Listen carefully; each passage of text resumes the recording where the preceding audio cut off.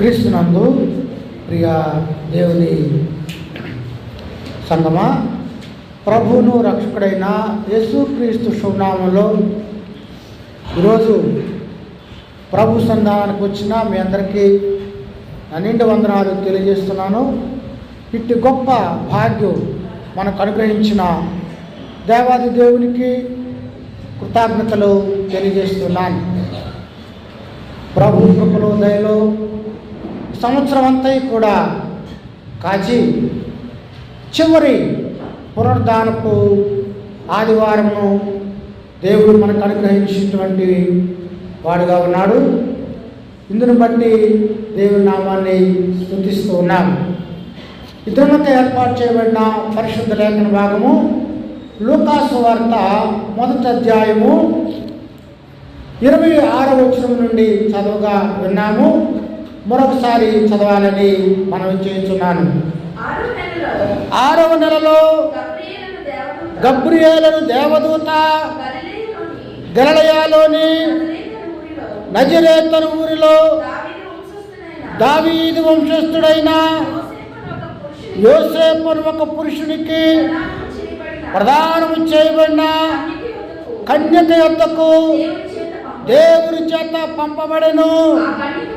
ఆ కన్యక పేరు మరియా.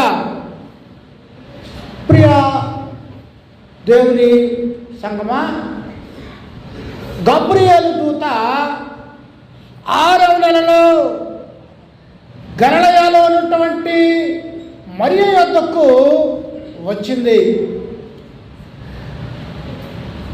ఆశ్చర్యకరమైనటువంటి విషయం ఏమిటంటే, గలిలయ ప్రాంతానికి దేవదూత రావడం. ఎందుకంటే గలిలయ అనేటువంటిది ఎన్నిక లేని ప్రాంతం. గలిలయ సముద్రానికి 15 మైళ్ళ దూరంలో ఉంటుంది. 15 మైళ్ళు అంటే 45 కిలోమీటర్లు. ఆ ప్రాంతం అంతా ఉప్పు ప్రాంతం. పంటలు పండుతాయా? సముద్రపు నీరు దేహానికి తప్ప దాహానికి పనికిరావు. అనగా వ్యవసాయానికి కానీ పాడి పంటలకు ఉపయోగపడే ప్రాంతము కాదు. అందువల్ల అక్కడ ఉండేటువంటి ప్రజలందరూ కూడా పేదరికంలో, దరిద్రమైనటువంటి పరిస్థితుల్లో ఆ ప్రాంతము వెనుకబడినటువంటి ప్రాంతంగా ఉంటుంది. మన ఆంధ్రాలో అంటే ఆంధ్ర రాష్ట్రంలో కడప, కర్నూలు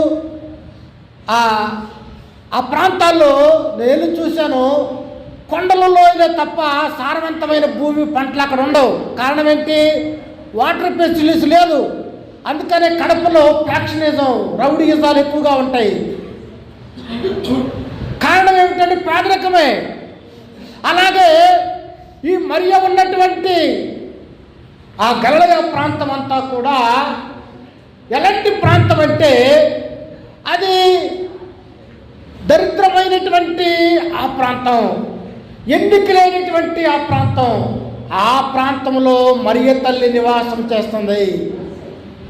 అక్కడ ఉన్నటువంటి పరిస్థితులు, సమాజము సరైనటువంటిది కాదు. కానీ ఈ మరియ తల్లి మాత్రము దేవునికి యోగ్యమైనదిగా ఉంది. హల్లెలూయా. అందువల్ల ఆమె నివాసం చేస్తున్నటువంటి ఆ ప్రదేశం మంచిది కాకపోయినా మరియ మాత్రము ఎలాంటిది? మంచి హృదయాన్ని కలిగి ఉంది. అందువల్ల దేవుని సమూహంలో ఉండేటువంటి గబ్రియేలు దూత ఆ పాలస్తీనా దేశంలో 3 రాష్ట్రాలు ఉన్నాయి. ఆ 3 రాష్ట్రాల్లో కూడా ఎవరు లెక్క చేయనటువంటి ప్రాంతం ఏదైనా ఉందంటే గలిలయనే. ఆ ప్రాంతానికి దేవదూత వచ్చింది. అంతేకాకుండా ఆమె మరియా యొద్దకు వచ్చింది. ఆ కన్యక పేరు మరియా. ప్రియులారా, ఆ కన్యక పేరు మరియా. మరియా దగ్గరకు రావడం. క్రీస్తునందు ప్రియులారా, తెల్లారి ఒక ఫోన్ చేస్తుంటే ఒక మాట వచ్చింది. ఎస్పీ గారు మాట్లాడుతుంది ఉమెన్. అది స్క్రీన్ షాట్ కూడా తీసే ఫోన్లో. నేను ఆ కాలేజీలో వచ్చినే లేదని ఒక స్టూడెంట్ చెబుతుంది. ఆ ఎస్పీ గారు మాట్లాడుతుంది. అంటే ఇవాళ ఎలాంటి అనైతికత పెరిగిపోయిందో మనం చూస్తున్నాం. ఆనాడు ఆ ప్రాంతంలో కూడా సరైనటువంటి మనుషులు లేరు. అందుకనే నజరేతుల నుండి మంచిదేదైనా రాగలదా? అలాంటి ప్రాంతంలో కూడా మరియ తల్లి ఎలాంటిది?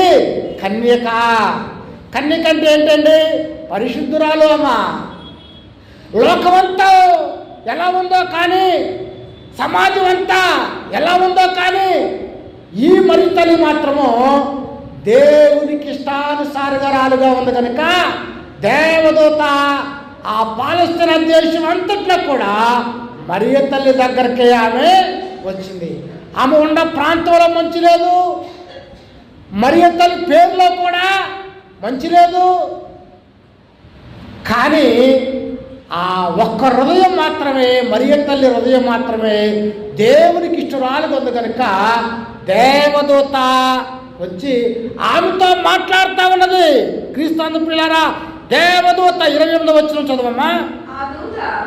ఆ దూత లోపలికి వచ్చి ఆమెను చూచి, దయాప్రాప్తురాలా, నీకు శుభము, ప్రభువు నీకు తోడై ఉన్నాడని చెప్పాను.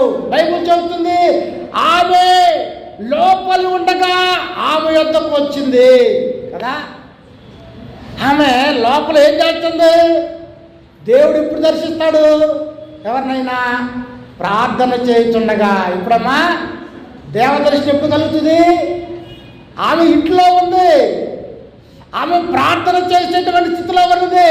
ఆ మాట లేదు కానీ ఇంట్లో ఉన్నటువంటి ఆమె దైవభక్తికి అనుకూలమైనటువంటి జీవితం ఆమెలో ఉంది కనుక ఆమెతో ప్రభువు మాట్లాడుతున్నాడు. క్రీస్తు ప్రియులారా, ఆయన ప్రార్థన చేయవారితో ప్రభువు మాట్లాడే దేవుడు. ఎప్పుడైతే దయాప్రాప్తురాలా, నీకు శుభమో అని పలకగానే ఆమె భయపడిపోతా ఉన్నది. అనగా ఆమె ప్రార్థన చేయు స్థితిలో ఆమె ఉన్నదన్న విషయాన్ని మనం జ్ఞాపకం చేసుకోవాలా. క్రీస్తు ప్రియులారా, ఎందుకు ఆ ప్రాంతంలో ఉన్నటువంటి ఆమెను ఎందుకు దర్శించాడంటే ఆమె జీవితము భక్తి జీవితము. బైబిల్ చెబుతుంది దైవభక్తి గొప్ప లాభసాధకం. చదువుదామా మాట. 1 తిమోతి రాసిన పత్రిక 3:16 చదవమ్మా. 3:16 1 తిమోతి. నిరాక్షేపముగా దైవ భక్తిని కూర్చిన మర్మము గొప్పదై ఉన్నది.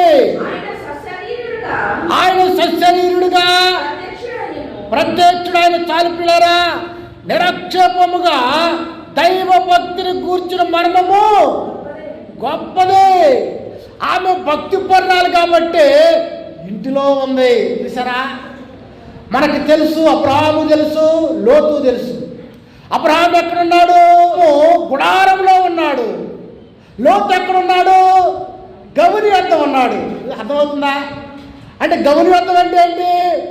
ఊరికి ఎంట్రన్స్లో ఉన్నాడు, వీధిలో ఉన్నాడు ఆయన. అబ్రహాం ఎక్కడున్నాడు? గుడారం వద్ద ఉన్నాడు.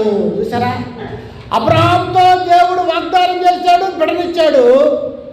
లోతును కలుసుకున్నాడు కానీ అంత ఆశీర్వాదం ఉన్న కుటుంబమో లేదు. కారణం ఏంటి?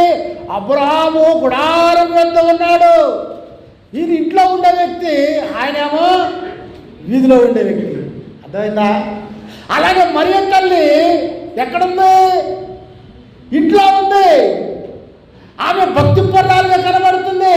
అందువల్ల దేవుని దూత మరియను దర్శించింది. కొంతమందిని చూస్తూ ఉంటాం, సామెత ఉంటుంది, వింటూ ఉంటాం పల్లెటూరులో, తిరిగే కాలు తిట్టే నోరు ఆగదంట. కొంతమంది అలాగే తిరుగుతూ ఉంటారు. జీవితాలు అంతే, అక్కడికి అక్కడికి. కానీ పిల్లరా, తిరిగితే తెప్పలు వస్తాయి, కూకుని ప్రార్థన చేస్తే దేవుడు అన్ని అనుగ్రహిస్తాడు. హల్లెలూయా. ఇక్కడ కూడా ఈమె ఇంట్లో ఉండగా తన ఇంట్లో ఆమె ఉంది.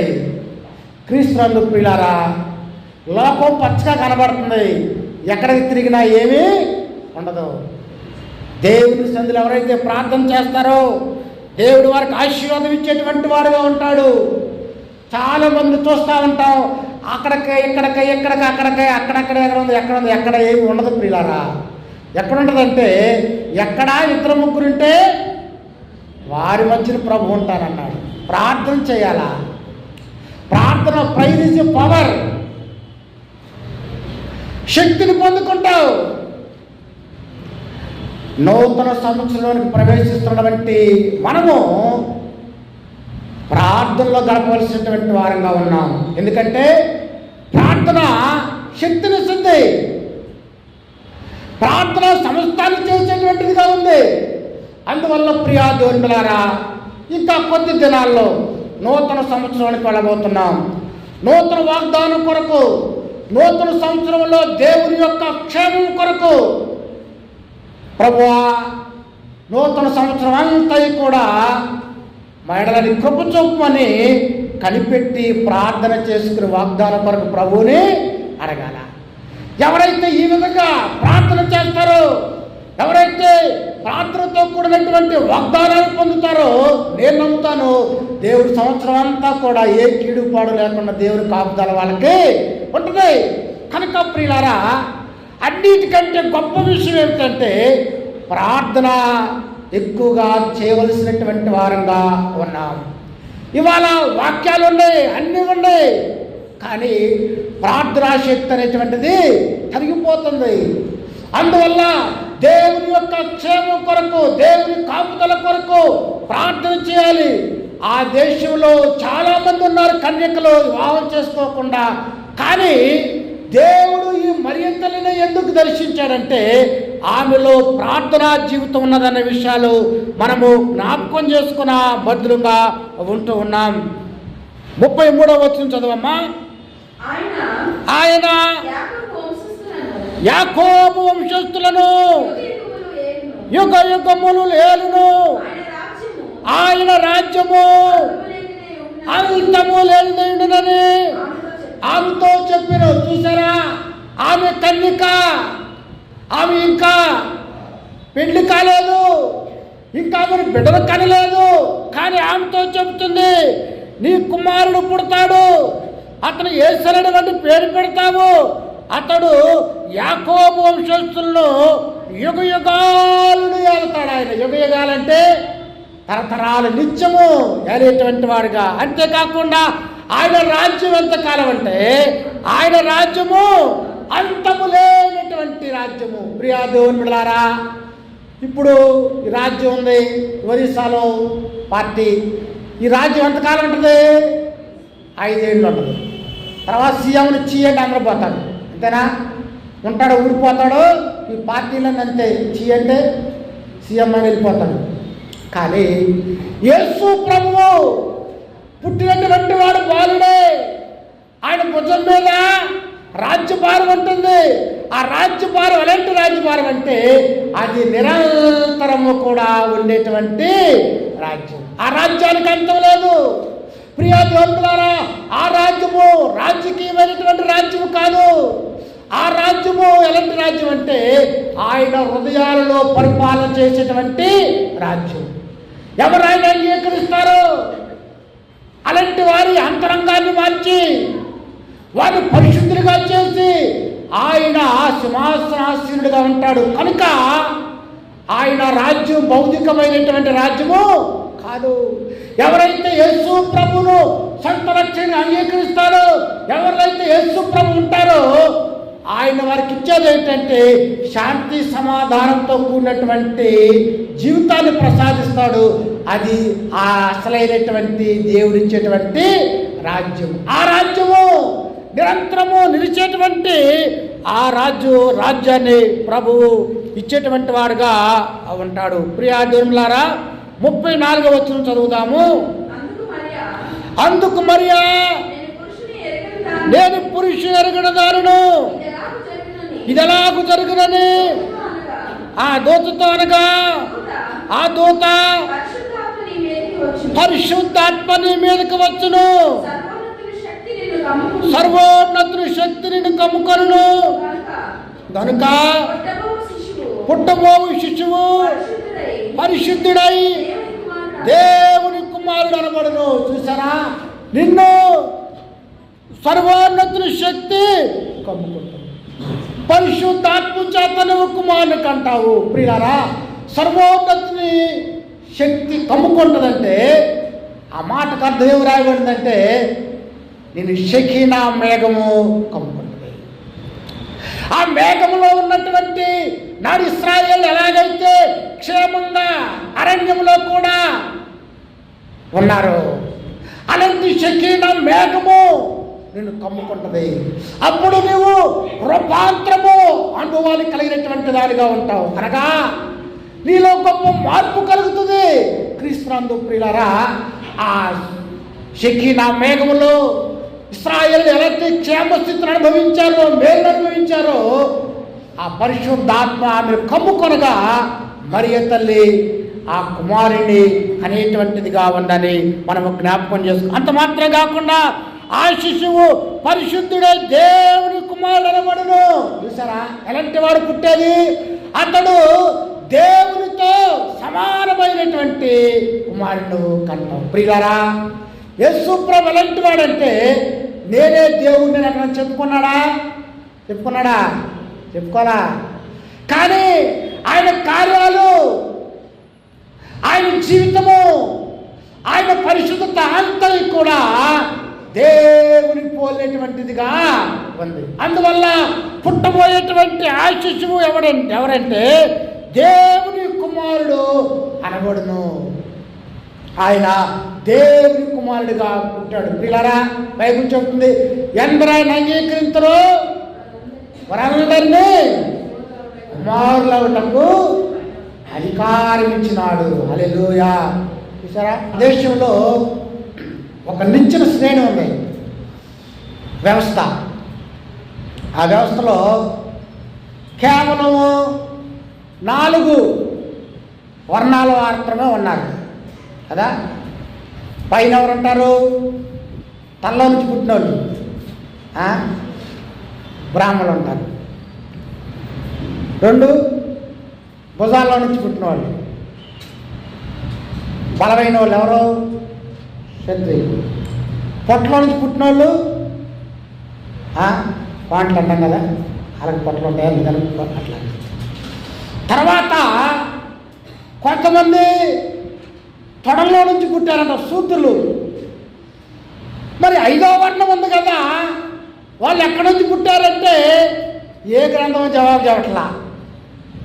అందుకే గుర్రం జాషువా మహాకవి అంటాడు, పంచమ వర్ణం ఉంది, వారు ఎక్కడి నుంచి పుట్టారో నాకు అర్థం కావట్లేదు, గబ్బిళమా నువ్వు చెప్పు అంటారు. గబ్బిళం అనే పుస్తకం చదివాను నేను, పిరదౌసి గబ్బిళం అని జాషువా రాస్తాడు. ఏమి చదివానంటే ఆయన క్రీస్తు చరిత్ర అనే పుస్తకం రాస్తాడు. ఆయన history of Christ, Osman university అది రాసిన PhD ఇస్తారు, ఆయన పట్టా ఇస్తారు. అందుకని ఆయన అంటాడు, ఈ 5వ వర్ణం ఉన్నారు కదా, వాళ్ళు ఎక్కడి నుంచి పుట్టారో నాకు అర్థం కావట్లేదని ఆ గబ్బిళాన్ని ప్రశ్నిస్తాడు గుర్రం జాషువా. ఈ బైబిల్ చెప్తే అర్థమైంది. ఎక్కడంట? ఎందరైనా అంగీకరించరు. ఈ జాతులు కొన్ని ఎక్కడి నుంచి పుట్టావో ఏ గ్రంథము చెప్పట్లా, బైబిల్ చెబుతుంది. ఆయన అంగీకరించిన వారందరూ ఎవరు? ఆయన పిల్లలు అవ్వడానికి అధికారం ఇచ్చాడు. మనం ఎవరము? దేవుని వారసులము. We are the family of God. దేవుని కుటుంబంలో మనం చేరి ఉన్నాము. ఆయన మన అందరి తండ్రి. మరి యేసు ప్రభు ఎవరైనా? ఆయన జ్యేష్ఠుడు. జ్యేష్ఠుడు అంటే పెద్దన్న. చూసారా, యేసు ప్రభు మనందరి పెద్దన్న. మనం అందరం ఎవరము? ఆయన 2వ కుమారులు దేవునికి. మరి స్త్రీల సంగతి ఏంటి? కుమార్తెలా? బైబిల్లో కుమార్తెలు యేసు ప్రభుకి మనవరాలు లేరు. ఎవరంతా? కుమారులే. స్త్రీలు కూడా కుమారులే. పరలోకంలో ఏ రూపం వస్తుంది? మహిమ రూపము. పరలోకంలో స్త్రీలు లేరు. ఎవరున్నారు అక్కడ? పురుషులే. స్త్రీలు కూడా పరలోకం ఎలా మారుతారు? పురుషుల్లాగా మారిపోతారు. అక్కడ భార్య భర్తను గుర్తుపడతారు, రికగ్నైజేషన్ ఉంటుంది, పలానా భార్య భర్తను గుర్తుపడతారు. కానీ అక్కడ అక్కడ మహిమ రూపంలో అందరూ ఉంటారు కనుక శారీరక సంబంధమైన వాంఛలు అనేవి లేవు. అందరము దేవుని పోలినటువంటి వారుగా ఉంటాము కనుక పిల్లరా, ఆయన దేవుని పెద్ద కుమారుడు యేసుక్రీస్తు, మనందరము కూడా రెండవ కుమారులంటి వారుగా లేఖనం మాట్లాడారు కనుక మరి తల్లికి పుట్టినటువంటి ఆ కుమారుడు యేసుక్రీస్తు, ఆయన దేవుని కుమారుడిగా ఆయన ఉన్నాడు. ఆయన బట్టి మనందరము కూడా దేవుని వారసులమై ఉన్నామని జ్ఞాపకం చేసుకోవాలి. కనుక పిల్లరా, మరియు సామాన్యురాలే కానీ ఆమెకు పుట్టినటువంటి కుమారుడు మాత్రము అసామాన్యుడు. అతడు దేవునితో సమానమైనటువంటి వాడుగా ఆయన ఉన్నాడు. 36వ వచనం చదవమ్మా. మరియు నీ బంధువురాలు ఎలిజబెత్ కూడా తన వృద్ధాప్యమందు కుమారుని గర్భం ధరించున్నది. గుడ్రాలను పడిన ఆమెకు ఇది 6వ మాసము. దేవుడు చెప్పిన ఏ మాట అయినను నిరర్థకము కాదని ఆమెతో చెప్పెను. క్రీస్తునందు ప్రియ దేవులారా, ఈమెకు ధైర్యాన్ని నింపుతుంది ద్వారా. ఇదిగో మీ బంధువురాలైనటువంటి ఎలిజబెత్ కూడా ఎప్పుడు ఆమె వయసు మళ్ళీపోయింది కానీ ఆమె దేవుణ్ణి బట్టి ఆమె కూడా గర్భము ధరించినటువంటిదిగా ఉన్నది. ఎందుకంటే దేవుడు చెప్పింది ఆయన చేస్తాడు, ఆయన మాట నిరర్థకమయ్యేది కాదు. ఎందుకంటే ఆయనకు అసాధ్యమైంది లోకంలో ఏది కూడా లేదని చెప్తా ఉంది. పిల్లరా, 38వ వచనం చదువుదాము. అందుకు మరియా, నీ మాట చొప్పున నాకు జరుగుగాక నేను. అందుకు దూత ఆమె వద్ద నుండి వెళ్ళిపోయిన. చూసారా, బైబిల్ చెబుతుంది ఆమె విశ్వాసం చొప్పున సమాధానం చెబుతుంది. ఆ మార్పు చేయలా మనం ఏమంటాం, ఎదురు ప్రశ్నిస్తాం, దాట్ నాకు పడుతుందండి, అది పెళ్ళయిందా, పైగా మా పరిస్థితి ఏదో పరిస్థితి నాకు పడుతుందండి అన్నా అలా. ప్రభు దాసురాలను ఆ విశ్వాసం ఎంత గొప్పతో చూసారా. నాకు ఏది జరిగినా బాధలేదు, ఎందుకంటే నేను ప్రభు యొక్క దాసురాలను. చూసారా, ఆమె దేవుని యందు విశ్వాసపూరితమైనటువంటి మాటలు చెప్తా ఉంది. ఈ విషయం తెలిసిందనుకోండి, ఆ ఊర్లో వాళ్ళందరూ ఏమంటారు, ఆమె అమ్మా పెళ్ళవలా,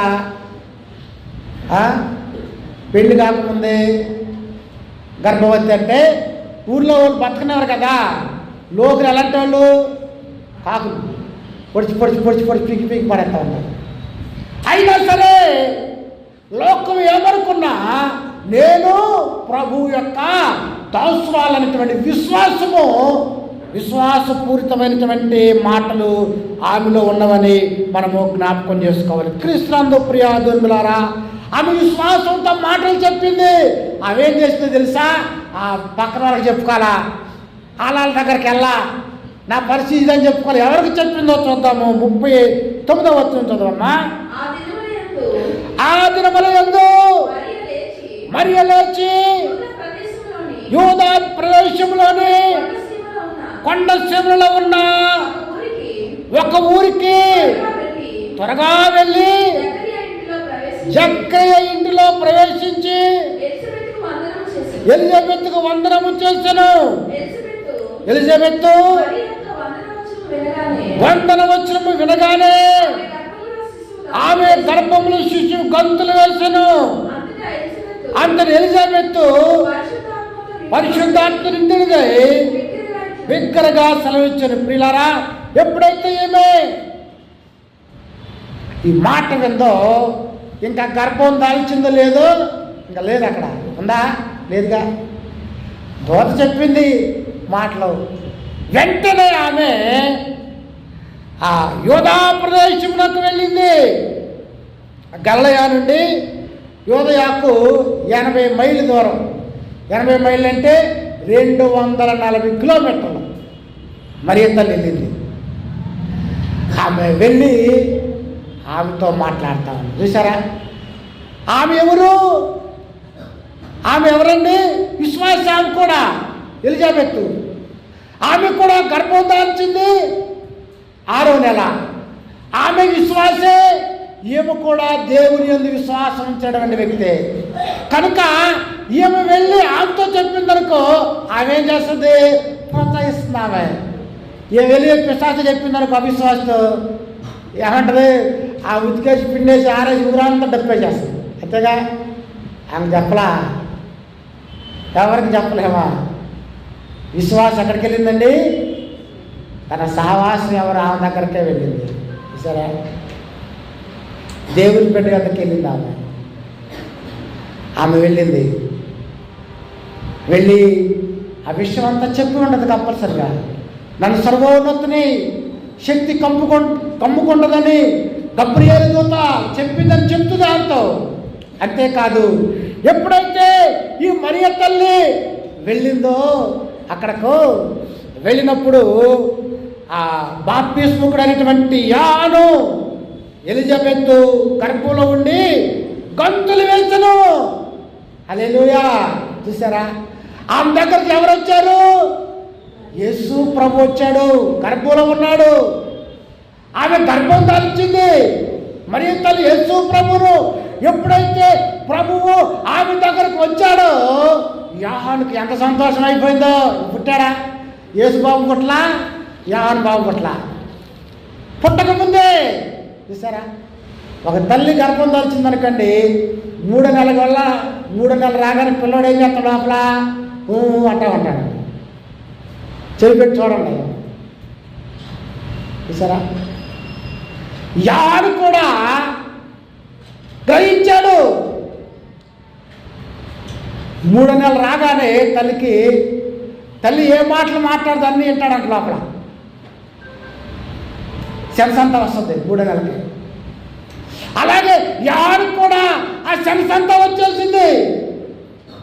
ప్రభుని యేసుక్రీస్తు బాలుడుగా తల్లి గర్భంలో ఉన్నాడు. కానీ ఆయన రాగానే ఆ గర్భంలో ఉన్నటువంటి శిశువు ఏం చేస్తున్నాడండి? గంతులు వేసేటువంటి ఆనందిస్తున్నాడు, సంతోషిస్తున్నాడు. క్రీస్తునందు ప్రియ దేవులారా, ఆనందించినటువంటి వాడుగా బాప్తిస్ముకుడైనటువంటి యోహాను ఉన్నాడు. 46వ వచనం చదవమ్మా. అప్పుడు మరి ఇట్లా నేను నా ప్రాణము ప్రభువును కనపరుచున్నది. ఆయన తన దాసురాలు దీనస్థితిని కటాక్షించను. మళ్ళా చదవమ్మా. నా ఆత్మ నా రక్షకుడైన దేవుని ఆనందించను. చాలు పిల్లరా, మరియా జరిగినటువంటి విషయాన్ని గురించి ఏం చేస్తుందో తెలుసా? ఎలిజబెత్తో చెప్పుకోవడమే కాదు, ఆమె దేవుని స్తుతిస్తుంది. ఏమని స్తుతిస్తా ఉన్నదంటే, నా ప్రాణము ప్రభువును గణపరుస్తున్నది అనగా మరియా దేవుణ్ణి గణపరుస్తుంది. ఆయన తన దాసురాలు దీనస్థితిని కటాక్షించాడు. అంతేకాకుండా నా ఆత్మ నా రక్షకుడైన దేవుని యందు ఆనందించుతున్నది. క్రీస్తునందు ప్రియ దేవులారా, అవంటుంది కదా, దీనస్థితిని చూశాడు. దీనస్థితి అంటే అక్కడ తెలుగులో దీనస్థితి ఉంది, కానీ తద్దుమా ఇంగ్లీష్లో చేస్తే ఐ మీన్ పూర్ కండిషన్ వస్తుంది. అనగా నేను పేదరాలను, నేను గలిలయ ప్రాంతంలో ఉండేటువంటి పరిస్థితి నాది, కానీ ఆయన నన్ను దర్శించాడు, నా పరిస్థితిని చూశాడు, నా దీనస్థితిని చూశాడు. పిల్లరా, ఆయన దీనుల ఎడల కనికరించేటటువంటి వాడుగా ఆయన ఉన్నాడు. అంతేకాకుండా 48 వచ్చి నాకు ఇష్టమైనటువంటి మాట, అది చదువుతున్నాను. నా ఆత్మ నా రక్షకుడైన దేవుని యందు ఆనందించున్నది. చూడండి, నా ఆత్మ నా రక్షకుడైన దేవుని యందు. నా రక్షకుడు అంటే ఎవరు? ఇక్కడ మరియ తల్లికి కూడా ఆమె ఏమంటుందంటే, నా రక్షకుడు. ఎవరు రక్షకుడు? దేవుడే కదా. ఆమె ఏమని కోరుకుంటుంది? నా రక్షకుడు అంటే నాకు రక్షకుడు కావాలి, అంతేనా? చాలామంది మరియ తల్లి ఏమంటారు? దేవుడు అంటున్నారుగా. ఇక్కడ మరియ తల్లి ఏమంటుంది? అక్కడ ఈ మాట చదివినప్పుడు నాకు ఆనందం అనిపించింది. ఈ వచనం చదివినప్పుడు పొద్దున బైబిల్ చెబుతుంది, నా ఆత్మ నా రక్షకుడైన దేవుని యందు, అనగా నా రక్షకుడు అంటే మరింతలు ఏమైంది? రక్షకుడు ఎవరు కావాలా అమ్మా? పాపులకి రక్షకుడు కావాలా? ఇక్కడ మరింతలు ఏమొప్పుకుంటుంది? నేను పాపిని, అంతే కదా, నాకు రక్షకుడు కావాలి. రక్షకుడు ఎవరు? దేవుడే రక్షకుడు. కనుక మరింతలు ఒప్పుకుంటుంది, నేను పాపిని కనుక నాకు రక్షకుడు కావాలి, నా రక్షకుని యందు నేను ఆనందిస్తా ఉన్నాను. క్రీస్తునందు ప్రియులారా, నా ఆత్మ నా రక్షకుడైన, ఆమెకు కూడా ఆత్మ ఉంది, ఆమె కూడా పాపే, ఆమె కూడా రక్షించబడాలి, ఆమె కూడా దేవుని యొద్దకు రావాలా. మరి అవును కానీ ఎలా? ఆమె మానవుల ఎడల రక్షణ, అంతేనా? మొన్న ఒక నన్ను వచ్చారు నా దగ్గరకు, ప్రార్థన చేయమంటే ఇన్ జీసస్ నేమ్ అంది. తర్వాత అంటుంది I praying to Mary also అంటుంది. మరి ఏమేమంటుంది ఇక్కడ? ఆయనే నా రక్షకుడు అంటుంది. ఎవరమ్మా? మరింతలే నా రక్షకుడు అంటుంది కదా. క్రీస్తునందు ప్రియా దేవులారా, ఆమె కూడా రక్షకుడు కావాలని కోరుకున్నాను. ఒక్క నిమిషంలో నేను ముగిస్తాను, సమయమైంది కనుక. 54 చదవమ్మా. 54.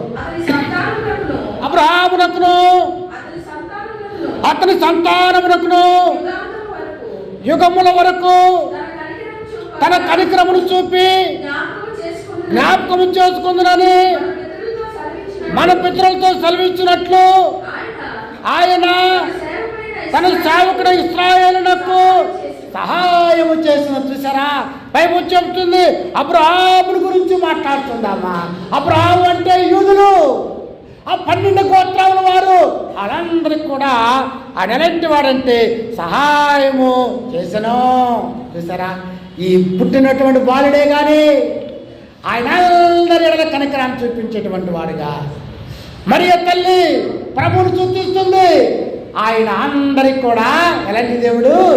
సహాయం చేసేటువంటి వాడు. ప్రియా దేవులారా, నువ్వు ఏ స్థితిలో ఉన్నావేమో కానీ ఇమ్మానుయేలుగా ఆయన ఈ లోకానికి వచ్చాడు, నీకు తోడుగా ఉండడానికి, సహాయం చేయడానికి. అలా నీ లోకంలో రావడానికి ఆయన ఎలాంటి స్థితిలో ఉన్నవారిని గలిలయ ప్రాంతాలు అనగా నిస్సారమైన ప్రాంతాల్లో దీనరాలైన మరియ గర్భాన రక్షకుడిగా మనకు సహాయం చేయడానికి ఆయన పుట్టి ఉన్నాడు. మన సహాయం యేసుక్రీస్తు యందు మనం విశ్వసిస్తున్న వారిగా ముందుకు కొనసాగుదాము. దేవుడి మాటలు ఆశీర్వదించును గాక. ఆమెను ప్రార్థన చేసుకుందాం. కళ్ళవచ్చండి. 6వ వచనాన్ని చదువుతున్నాను.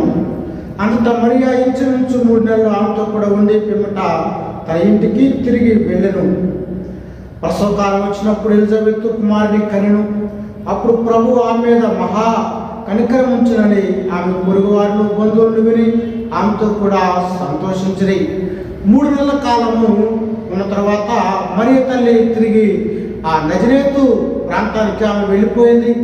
దేవుడు వాగ్దానం చేసినటువంటి విధముగానే ఎలిజబెత్ ఆ కాలం వచ్చినప్పుడు యోహాన్ని ఆమె కంది. ఎప్పుడైతే ఆ కుమారుడు పుట్టాడో వృద్ధాప్య దశలో ఎవరు అనుకోనటువంటి విధంగా దేవుని వాగ్దానంతో పుట్టినటువంటి వాడు కనుక ఆ పిల్లవాడు పుట్టినాడని బంధువులు విని ఆమెతో కూడా సంతోషించారు. పిల్లరా, యోహాను పుట్టుక బంధువులందరికీ ఎంతో సంతోషము. అంతేకాకుండా యూదుల ఆచార ప్రకారము 8వ దినాన ఆ బిడ్డకు సున్నతి చేయాలి, అనగా పురుషాంగ పూర్వంగాన్ని ఖర్చు చేయటం అనేటువంటిది వారికి ఉన్నటువంటి నిబంధన కనుక దాన్ని చేయవలసి ఉంది. అంత మాత్రమే కాకుండా పేరు కూడా పెట్టాలి. మరి ఏం పేరు పెట్టాలి? యూదులు సామాన్యంగా తండ్రి పేరు పెట్టడం జరుగుతుంది. ఆ విధంగా చూస్తే ఆయనకు జకర్యా అని పేరు పెట్టాలి. కానీ ప్రియులారా, దేవుడు ఆయనతో వాగ్దానం చేయబడింది యోహాను తండ్రి అయినటువంటి ఆ జకర్యాతో. కనుక వాగ్దానం ప్రకారము అతనికి యోహాను అనేటువంటి పేరు పెట్టడం జరిగింది. ఆ తండ్రి మగవాడు చెప్పలేడు. ఎందుకంటే దేవుడి కుమారుడు పుడతాడన్నప్పుడు ఆయన అనుమానపడినప్పుడు దేవుడు ఆయన నోరును మూసినటువంటి వాడు ఉన్నాడు. కనుక పిల్లలు మాట్లాడలేడు, సైకి చేయగలుగుతాడు. అందువల్ల యోహాను పేరు పలక మీద రాయటం జరిగింది జకర్యా. అందువల్ల ఆయనకి యోహాను అనేటువంటి నామకరణము చేయటం జరిగింది. యోహాను అనేటువంటి ఆ పేరుకు అర్థం ఏంటంటే గిఫ్ట్ ఆఫ్ గాడ్, దేవుని బహుమానము అనేటువంటి అర్థము వచ్చేదిగా ఉంది. యోహాను అనేటువంటి పేరు పెట్టడం జరిగింది. 64 చదువుతున్నాను. వెంటనే అతని నోరు తెరవబడి నాలుక సడలి అతడు దేవుని స్తుతించుట మాట్లాడసాగను. క్రీస్తునందు ప్రియులారా, ఎప్పుడైతే దేవదూత చెప్పినటువంటి ఆ పేరు అతను పెట్టారో, పెట్టగానే అతని నోరు తెరవబడి నాలుక సడలి చూసి వెంటనే ఆ పేరు పెట్టగానే నోరు సడలింది. అందరికి ఆశ్చర్యం కలుగుతుంది. నోరు సడలగానే ఆయన ఏం చేశాడు తెలుసా? దేవుని స్తుతించుతూ మాట్లాడసాగాడు. ప్రియులారా, దేవుడు నోరుగానే ఆయన కానీ దేవుని స్తుతించినటువంటి వాడిగా మనము చూస్తూ ఉన్నాం. అంత మాత్రమే కాకుండా 65వ వచనము చాలా ప్రాముఖ్యంగా మనం చూడవచ్చు. చదువుతున్నాను. అందరూ బట్టి వారి చుట్టూ పట్ల కాపురమున వారందరికీ భయం కలిగను. ఈ సంగతులన్నీ యోదయ కొనసాగనంతటా ప్రచురమాయను. చూసారా, యోహానుకు ఎప్పుడైతే పేరు పెట్టారో, తండ్రికి నోరు రావటంలో మాట్లాడటంలోనే ఆ ప్రాంతం అంతా కూడా భయం కలిగింది. దేవుని ఎడల అనగా దేవుడు చేసిన కార్యము మోగవాడుగా ఉన్నటువంటి తన తండ్రి మాట్లాడటంలోనే వారందరూ కూడా దేవుని యందు భయభక్తి కలిగినటువంటి వారుగా ఉన్నారు. 66వ వచనంలో ప్రభు హస్తం అతనికి తోడైండను గనుక ఈ సంగతులను గూర్చి విన్న వారందరూ ఈ బిడ్డ ఎలాంటి వాడవును అని వాటిని మనసులో ఉంచుకోండి. ప్రియులారా, జరిగిన విషయాలన్నీ కూడా అందరూ తెలుసుకుని వారెంతో సంతోషించారు. వారంతా కూడా మనసులో తలపోసుకున్నటువంటి వారుగా ఉన్నారని లేఖనము మాట్లాడుతుంది. 67వ చదువుతున్నాను. మరియు అతని తండ్రి జకర్యా పరిశుద్ధాత్మ పూరుడై ఇట్లు ప్రవచించెను. క్రీస్తునందు ప్రియులారా, పాత నిబంధనకి క్రొత్త నిబంధనకు మధ్య 400 సంవత్సరాలు గ్యాప్ తేడా ఉంది. ఈ 400 సంవత్సరాలు కూడా దేవుడు మాట్లాడాల. దీన్ని వేదాంతంలో ఇంటర్ టెస్టామెంటల్ పీరియడ్ అంటారు. అనగా నిశ్శబ్ద కాలం. దేవుడు మాట్లాడాల. అనంతరము దేవుడు జకర్యాతో మాట్లాడుతున్నాడు. అనంతరము మరియ తల్లితో మాట్లాడాడు. అనంతరము ఈ ఎలిజబెత్తో మాట్లాడాడు. గొప్ప సంగతి కదా. 400 సంవత్సరాల తరువాత ప్రవచనం అనేటువంటిది రావడాన్ని మనం చూస్తున్నాం. జకర్యా ప్రవచనం మనం చూస్తున్నాం. అతను ఆత్మ కూడా ఏం మాట్లాడుతున్నాడంటే, ప్రభు అయిన ఇశ్రాయేలు దేవుడు స్తుతింపబడునుగాక. అదొక నోరు వచ్చింది, ప్రవచనం చెబుతున్నాడు. దేవుడు స్తుతించబడాలా. ప్రియులారా, ఆయన స్తుతిపాత్రుడు, స్తోత్రానికి యోగ్యుడైనటువంటి వాడుగా ఉన్నాడు. 75వ వచనంలో ఆయన తన ప్రజలకు దర్శనమిచ్చి వారికి విమోచన కలగజేసెను. తన రక్షకుడైన దావీదు వంశమునందు మన కొరకు రక్షణస్త్రంగా ఉన్నాడు. మన శత్రువుల నుండి మనలను ద్వేషించు వారందరి నుండి తప్పించి రక్షణ కలగజేసెను. దీనిని గూర్చి ఆయన ఆది నుండి తన పరిశుద్ధ ప్రవక్తల నోట పలికించెను. ఆయన మన పితరులను కరుణించుటకును తన పరిశుద్ధ నిబంధనగా మన తండ్రి అయిన అబ్రహాముతో తాను చేసిన ప్రమాణమును జ్ఞాపకం చేసుకున్నటకును. క్రీస్తునందు ప్రియులారా, ఈయన ప్రవచనం చెబుతున్నాడు. దేవుడు తన ప్రజలను దర్శించనని, అనగా యేసు ప్రభు యొక్క పుట్టుకను అతడు వివరించేటువంటి వాడుగా, ఆయన కార్యాన్ని వివరించేటువంటి వాడుగా ఉన్నాడు. దావీదు వంశమునందు మనకు ఒక రక్షణ శృంగముగా, దావీదు వంశంలో పుట్టిన ఎవరండి? యేసుక్రీస్తు పుట్టాడు. ఆయన రాజుగా వచ్చే లోకానికి ఆయన మనకు రక్షణ అనుగ్రహించేటువంటి వాడుగా ఉన్నాడు. అనగా ఆయన రక్షణ ఇచ్చేవాడంటే మనమందరం కూడా పాపులమై ఉన్నామని జ్ఞాపకం చేసుకోవాలి. అలాంటి పాపస్థితిలో ఉన్నటువంటి మనకు రక్షణ శృంగంగా ప్రభు వచ్చినటువంటి వాడుగా ఉన్నాడు. రక్షణ కలుగజేసెను. చూసారా, ప్రభు నిన్ను నన్ను ఆయన పాపం నుండి విమోచన చేసి రక్షణ కలగజేసినటువంటి వాడుగా ఉన్నాడు. కింద మాట, ఆయన మన పితరులను కనికరించుటకు తన పరిశుద్ధ నిబంధన, అనగా తండ్రి అబ్రహాంతో చేసినటువంటి నిబంధన. ప్రియులారా, అబ్రహాంతో నిబంధన చేశాడు. ఆయన ఇసాకుతో నిబంధన చేశాడు, యాకోబుతో నిబంధన చేశాడు, మోషేతో నిబంధన చేశాడు. కనుక పితరులతో వారు వాగ్దానం చేసినటువంటి వాడు నమ్మదగినటువంటి దేవుడు. కనుక ఆయన వాగ్దానమును నెరవేర్చేటువంటి వాడుగా మనం చూస్తున్నాం. కింద మాట, మన శత్రువుల చేతులు విడిపింపబడి మన జీవిత కాలం అంతా నిర్భరమై ఆయన స్థానాన్ని పరిశుద్ధంగా నీతిగాను ఆయన సేవించవాలని చూసారా. మన జీవిత కాలం అంతా కూడా నిర్భయం. ఎందుకు? మనకు మధ్యవర్తి ఉన్నాడు కనుక నిర్భయము. వాగ్దానం చేసినటువంటి వాడుగా యేసు ప్రభు పరిశుద్ధుడిగా ఈ లోకానికి వచ్చినటువంటి వాడుగా ఉన్నాడు. 79వ వచనంలో చదువుతున్నాను. మన దేవుని మహావాక్యం బట్టి వారి పాపములను క్షమించటం వలన తన ప్రజలు రక్షణ జ్ఞానం ఆయన అనుగ్రహించినట్లు చూసారా. దేవుని మహావాక్యం బట్టి వారి పాపములను క్షమించటం వలన పిల్లరా యేసుక్రీస్తు ఎందుకు వచ్చాడంటే ఆయన వివరిస్తున్నాడు. జకర్యా పాపములను విమోచన చేయడానికి, తన ప్రజలను దర్శనం ఇవ్వడానికి ఆయన ఈ లోకానికి వచ్చినటువంటి వాడుగా ఆయన ఉన్నాడు. 79 కింద చదువుతున్నాను. ఆయన మార్గమును సిద్ధపరచుటకై నీవు ప్రభువునకు ముందుగా నడుతువు మన పాదములను సమాధాన మార్గంలోనికి నడిపించినట్లు చూసారా. ఆయన మార్గాలు సిద్ధపరచుటకై, మార్గాలు సిద్ధపరచడం వచ్చింది ఎవరు? ఆయన 75 నుండి 79 వరకు యేసుక్రీస్తు గురించి మాట్లాడుతున్నాడు. ఈ 79 కింద భాగంలో ఆయన మార్గం సిద్ధపరచుటగా వచ్చినటువంటి వాడు ఎవరు? యోహాను గురించి మాట్లాడుతున్నాడు. యేసు ప్రభు కంటే ముందుగా 6 నెలలు యేసు కొరకు మార్గాన్ని సిద్ధపరచుటకు బాప్తిస్మకుడైనటువంటి యోహాను వచ్చాడు కనుక ఆయన మార్గం సిద్ధపరచుటకే ముందుగా తన కుమారుడు అనగా జకర్యా కుమారుడు యోహాను వచ్చినటువంటి వాడు ఉన్నాడు. ఆయన ఎలాంటి వాడు? చీకట్లోను మరణఛాయలోను కూర్చున్న వారిని వెలుగునిచ్చుటకై ఆ మహావాక్యాలను బట్టి పైనుండి ఆయన మనకు అరుణోదయమున అనుగ్రహించాడు. ప్రియాదులారా, అరుణోదయం అంటే సూర్యకాంతినిచ్చాడు. ఆయన చీకట్లో మరణఛాయలో ఉన్నటువంటి జీవితాల్లో ఆయన అరుణోదయాన్ని, ప్రియాదులారా, గలిలయ ప్రాంతం అంతా కూడా చీకట్లో ఉందని యెషయా గ్రంథంలో మనం చూస్తూ ఉంటాం.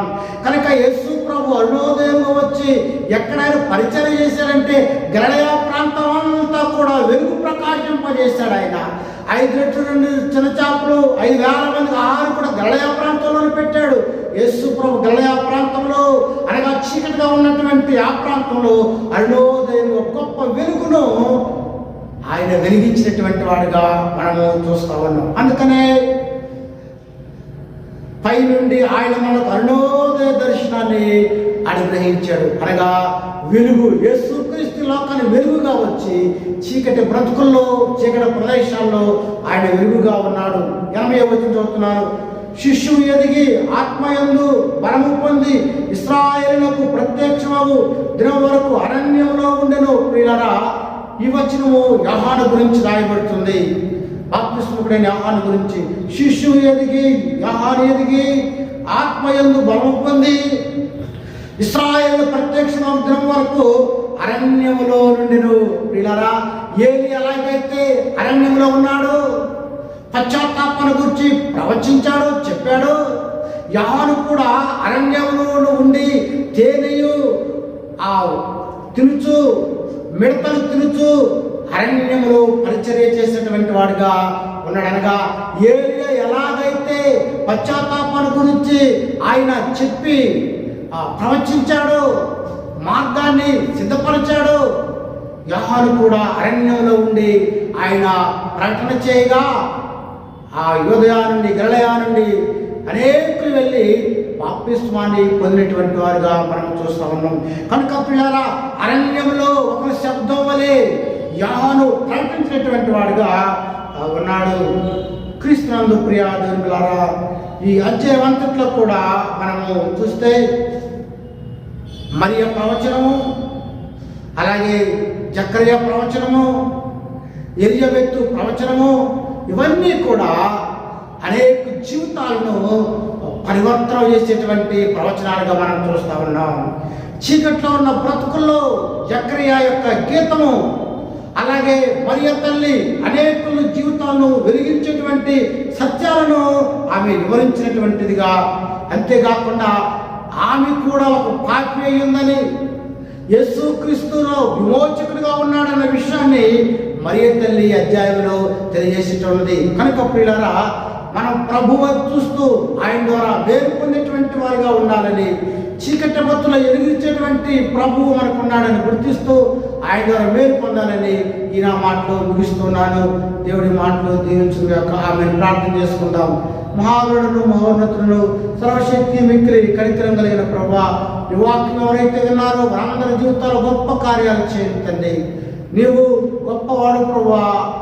నమ్మినటువంటి వారిని త్వరగా చేసేటువంటి వాడు కానీ తప్పుగా చేసేటువంటి వాడు కనుక నీ మాటలు ఎవరైతే విన్నారో వారందరూ హృదయాల్లోనూ నీ వాక్యాన్ని ఫలింపచేయండి.